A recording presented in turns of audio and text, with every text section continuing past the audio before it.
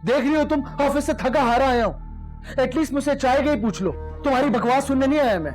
अच्छा, मैं तो जैसे मलका बने हुक्म चलाती रहती हूँ ना, सबके काम भी करती हूँ, बातें भी सुनती हूँ, और तुमसे बात करो तो क्यों सुनती हो तुम अफशा की बातें? कुछ कहती क्यों नहीं हो उसे? आज मैंने उसकी एक भी नहीं सुनी, रख के थप्पड़ मारा उसके मुंह पे। बहुत अच्छा किया। अम्मी, मैं आपको बता रहा हूँ, मैं किसी ऐसे मामले में उनका साथ नहीं दूंगा जो मुझे मुनासिब नहीं लगे। मैंने कहा ना, तुम कुछ ना कहना उससे, मैं समझाऊंगी उसे। आइंदा भी अगर कोई ऐसी वैसी बात हो तो आपस में मत झगड़ना, बस दोनों भाई हैं, मिलजुल के काम करना, समझे? कोई मसला हो मुझे बताना, मैं करूंगी उससे बात। कोई फर्क नहीं पड़ेगा, वो कभी नहीं माने, कभी नहीं समझेंगे। अरे कैसे नहीं समझेगा? जब उसके कान खींचूंगी ना, खुद ही अक्ल ठिकाने आ जाएगी। वो खामोश नहीं बैठेगी, बहन है मेरी, जानती हूँ मैं उसे।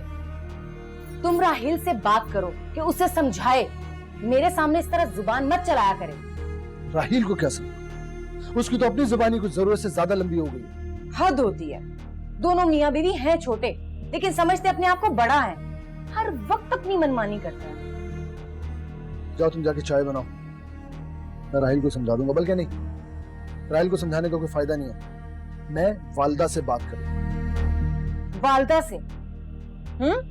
आपकी वालदा राहिल को समझा ही ना दे, वो उल्टा मुझे ही कहेंगी तुम बर्दाश्त करो, तुम खामोश रहो।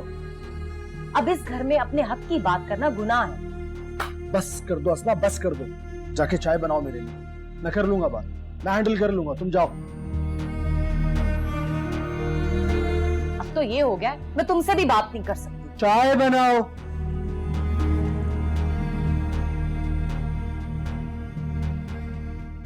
अल्लाह हाफिज। चाय तुम्हारे अब्बू की कॉल आई थी। आपके पास? तुम्हारी शिकायतों के अंबार लगा। बैठो जा।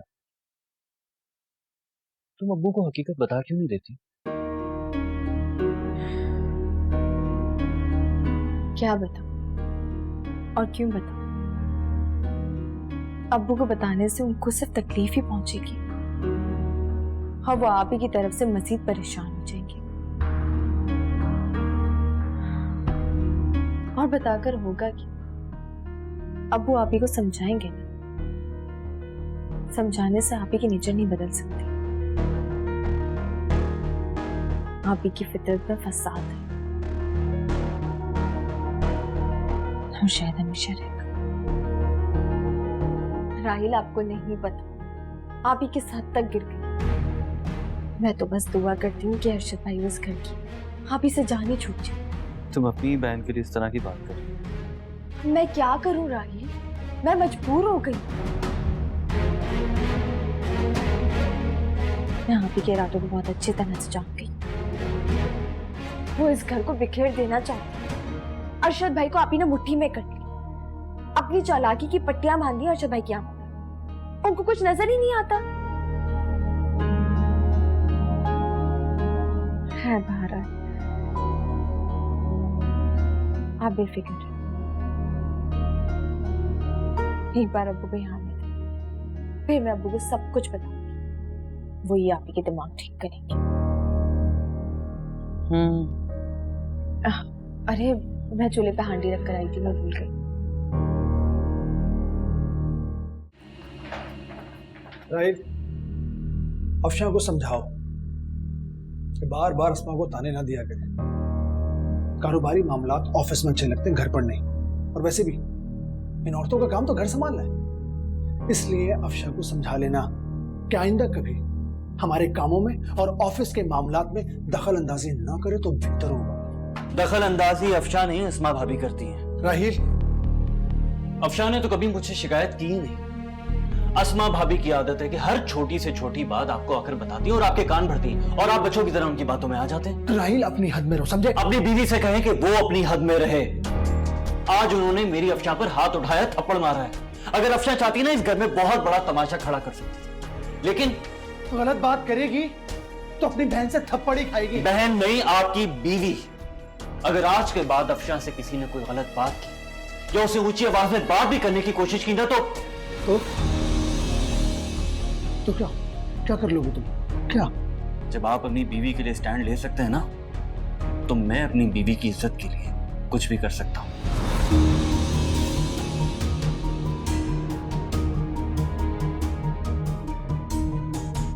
ऐसी नौबत आएगी तो देख भी लूंगा तुम्हें।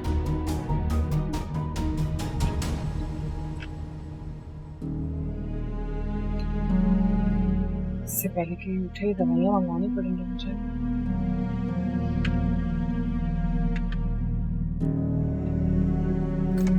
खालिद, खालिद कहाँ चला गया ये?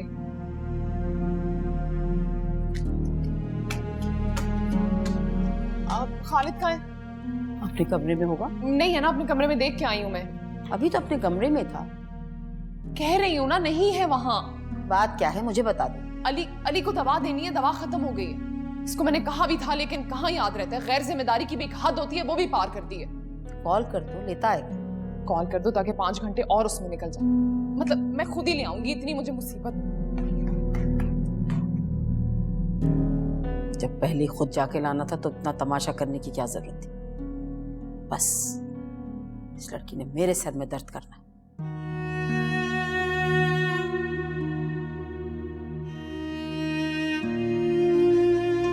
तो फिर आ गए। तुम्हें अपनी इज्जत की कोई परवाह है या नहीं? परवाह है, तभी तो अपनी इज्जत को लेने आया हूँ। और तुम्हें क्या लगता है मैं उसे तुम्हारे साथ जाने दूंगी ऐसे ही? आप प्लीज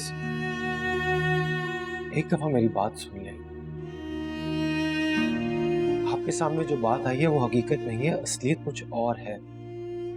मेरी खातिर ना सही तो कम से कम हिना की खातिर ही सही। हिना का नाम भी तुम्हारी जुबान पर नहीं आना चाहिए। उस दिन की जिल्लत काफी नहीं है। मैंने कहा था ना, इस घर से और हिना से दूर रहना, वरना जान से मार दूंगा। नहीं मेरी बात तो सुनो। तुम्हारी बात सुनूंगा। आज तो मैं तुम्हारी टंग तोड़ के तुम्हें यहाँ से भेजूंगा।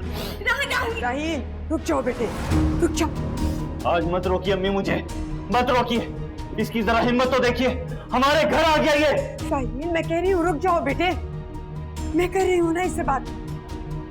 मुझे करने दो इससे अकेले में बात।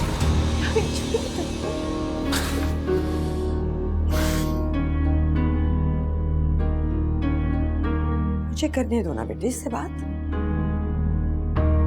हाँ।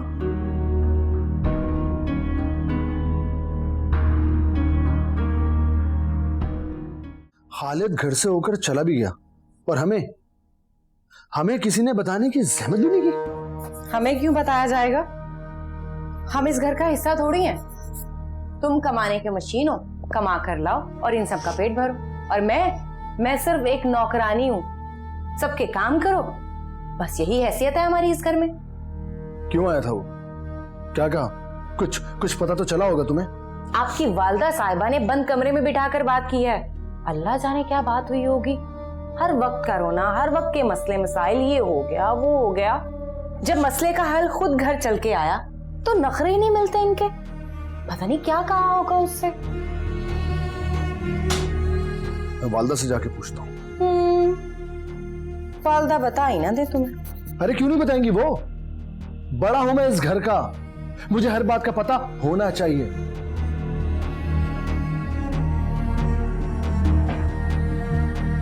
किन ख्यालों में रह रहे हो तुम? ये बड़ा बड़ा सब कहने की बातें हैं, बेवकूफ बना रहे हैं तुम्हें। अस्मा मेरी समझ से बाहर है। तुम इस हद तक बकवास कैसे कर सकती हो? तुम्हें मेरी बात बकवास लग रही है? 100% बिल्कुल ठीक कह रही हूं। मेरी बात आज तक कभी गलत हुई है? ये जो जायदाद वाली बात थी ना, सिर्फ तुम्हारी हद तक थी। हामिद भाई ये जो घर छोड़कर गए हैं ना, उन्हें जायदाद से बेदखल नहीं किया अम्मी ने। आई समझ?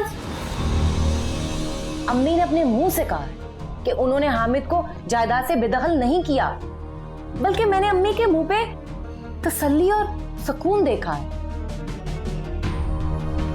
अच्छा, तो ये बात है। तभी मैं कहूं कि हामिद भाई ऑफिस में क्यों नहीं आए?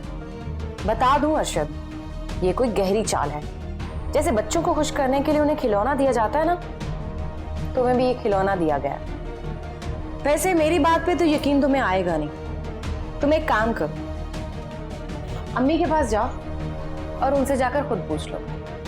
अगर मेरी कही हुई एक भी बात गलत साबित हो गई तो तुम मुझे इस घर से निकाल दो।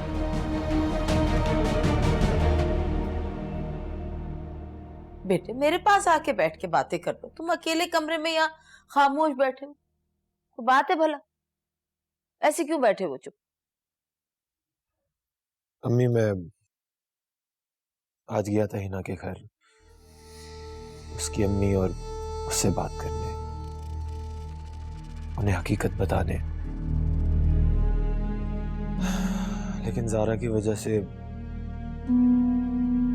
मैं सच्चा होने के बावजूद भी उनकी नजर में गुनहगार बन गया हूं। क्या फायदा हुआ इतनी दफा जाने का? को हल निकला? अम्मी मुझे हर हाल में हिना को वापस अपनाना है। बेचारी बेकसूर है। ज़ारा की किए की सजा मैं और हिना भुगत रहे। मैं नहीं कहती जो हुआ वो ठीक हुआ, लेकिन जो तुम्हारे पास है उसको तो ठीक करो। अली, ज़ारा, मैं तुम्हारी माँ, हमारे बारे में सोचो। और मेरे ख्याल में हमारे तुम्हारे हक में यही बेहतर है। आप क्या चाहती हैं कि मैं हिना को भूल जाऊं? शायद हाँ, इसलिए कि वो भी हमें भूल गई। अगर ऐसा ना होता ना तो वो तुम्हारे पास पलट के वापस आ जाती। बड़े हो, समझदार हो, मेरा फर्ज था तुम्हें समझाना। बाकी तुम्हारी मर्जी।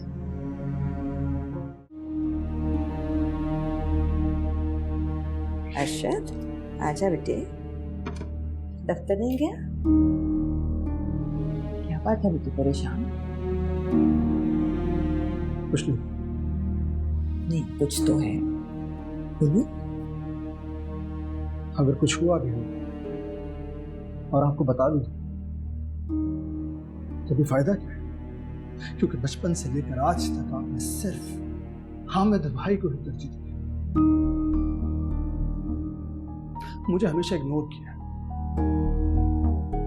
मैं क्या चाहता था, क्या नहीं, कभी आपने समझा और ना ही समझने की कोशिश की।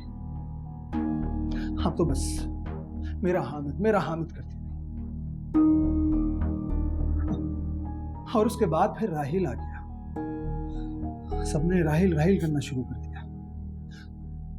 हामिद और राहिल के बीच में मैं कहां चला गया था वालदा? ऐसा कुछ भी नहीं है बेटे। तीनों एक जैसे हो मेरे लिए, एक बराबर। चलो अगर तुम्हें ऐसा लग रहा है तो शायद मुझसे कोई गलती कोताही हो गई हो, लेकिन माँ के लिए सारी औलादें एक जैसी होती है बेटा। माँ तो अपनी औलाद की परवरिश में कभी कोई कमी नहीं रखती है, ना सोचो ऐसे। लेकिन मैं बराबर नहीं था, कभी भी नहीं, क्योंकि आपने मुझे बराबर रखा ही नहीं। हमेशा नीचे रखा, हमेशा। आपने और हामिद भाई ने हमेशा मुझे अपने प्रेशर में रखा है।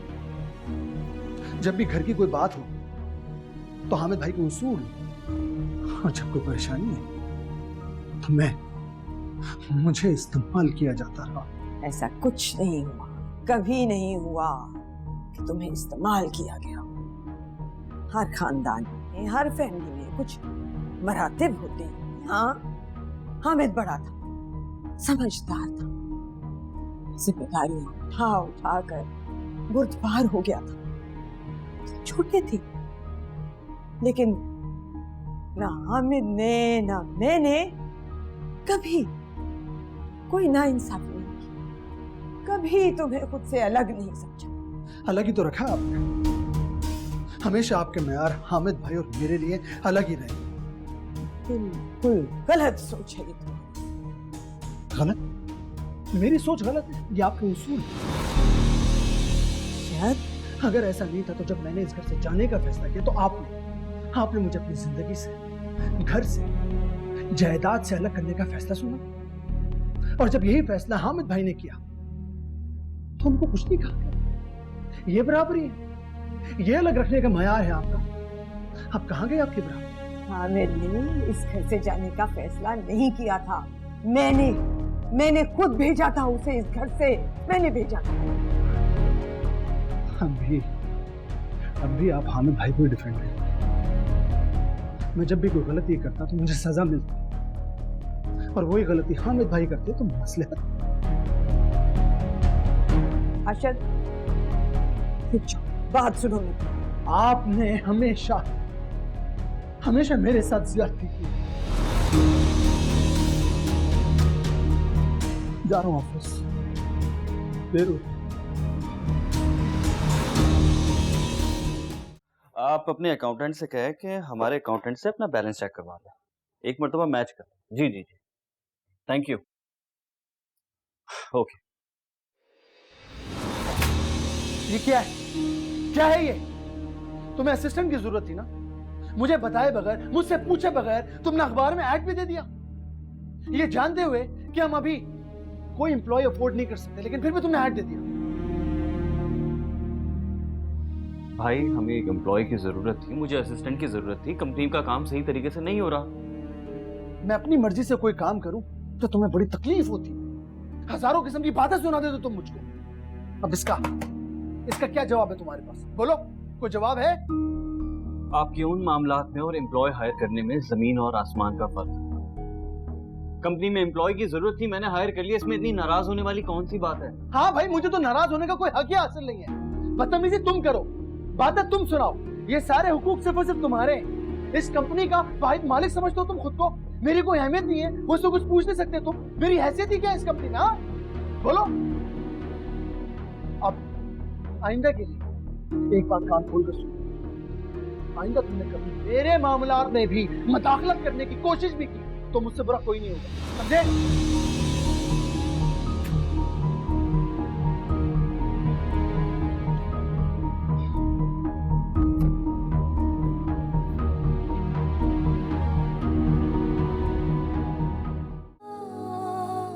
हिना, फौजिया, हामिद तो पहले ही चले गए, बचा कौन?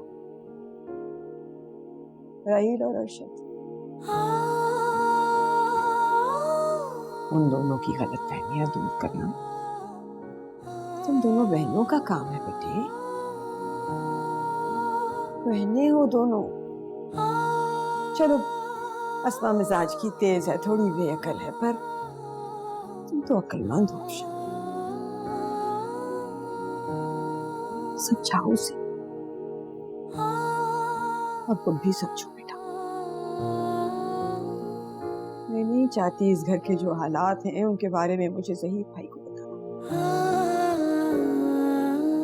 समझ रही हूँ तुम?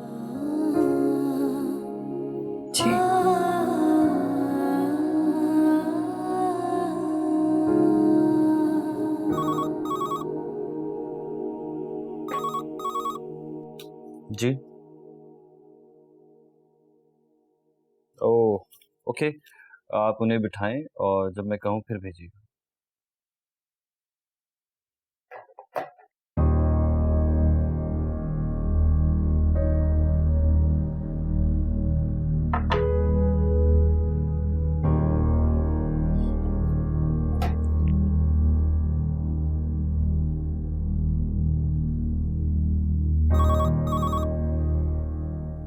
हाँ, क्या बात है?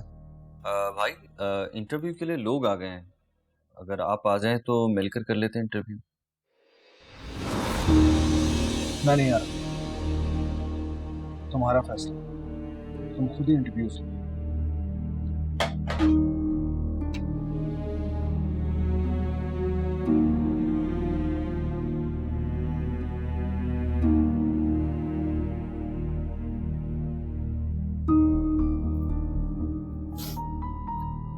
जी, भेजिए 1 बाय 1।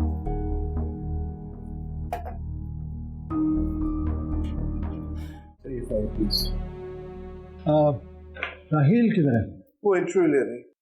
अच्छा, जैदी साहब, कल मैं स्क्रैप का सारा माल सेल कर दूंगा। एक भी पीस मुझे गोदाम में नजर नहीं आना चाहिए, बता रहा हूँ। ये बेहतर। मुझे बताएं, जो फाइल है किस किस कंपनी ने माल रिटर्न किया, आइडेंटिफाई करें इसमें से। अस्सलाम वालेकुम सर। वालेकुम सलाम, बैठिए। आपका नाम? सर सुमेरा। जी सुमेरा,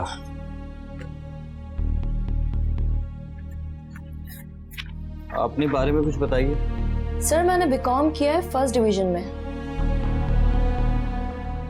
अब सुने, कल सुबह जल्दी आकर आप सारा माल लोड करवा दीजिएगा, ठीक है? ऑफिस में इस बात की खबर किसी को भी ना हो। ऑफिस टाइमिंग से पहले पहले सारा माल जा चुका हो। जी बिल्कुल। राहील को इसकी खबर बिल्कुल भी ना हो, ओके? नहीं सर, आप बेफिक्र रहिए, किसी को कोई खबर नहीं होगी। जब उन्हें मैं और अली नहीं मिलेंगे ना, तब होश ठिकाने आएंगे दोनों माँ बेटे के। अभी नहीं जाऊंगी, थोड़ा ढूंढने दे उन्हें, पागल होने दे थोड़ा सा। रात में जाऊंगी, फिर कुछ भी कह दूंगी, कोई बहाना कर दूंगी। भाई उनमें इतनी हिम्मत नहीं है कि वो मेरा कुछ बिगाड़ सके। इतनी देर क्या करेंगे हम मूवी देखेंगे, पार्क चले जाएंगे। हाँ अच्छा, मेरा फोन ऑफ है, मैं रात को जाके अपडेट करूंगी आपको। Okay okay, bye. अभी हम पार्क जाएं मंकी के पास। हाँ चलो, लेट्स गो। सुमेरा, आप क्या एक्सपेक्ट कर रही हैं हमारी कंपनी से? क्योंकि हमारी कंपनी एक ऑटो पार्ट फर्म है और आपका एक्सपीरियंस जो है वो इस हवाले से है नहीं, तो आपको लगता है कि आप एलिजिबल हैं, आप काम कर सकती हैं हमारे साथ? Yes sir.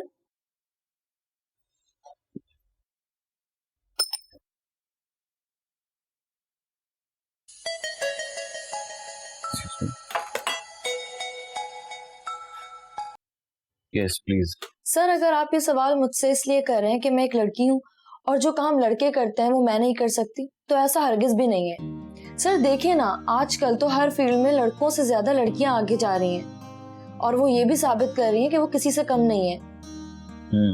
सर और मेरा सेल्स एंड मार्केटिंग में काफी अच्छा एक्सपीरियंस है, आप मुझे एक मौका तो देकर देखें। सुमेरा, एक्चुअली मेरी प्रेफरेंस जो थी वो एक मेल कैंडिडेट है, लेकिन I like your confidence. Excuse me.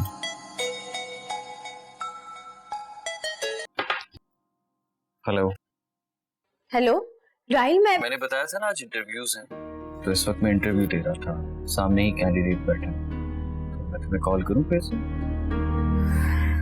Sir I know आपको एक मेल एम्प्लॉय की जरूरत है, लेकिन आप मुझे ये मौका देकर देखें, मैं इस सीट को बहुत अच्छे से संभालूंगी।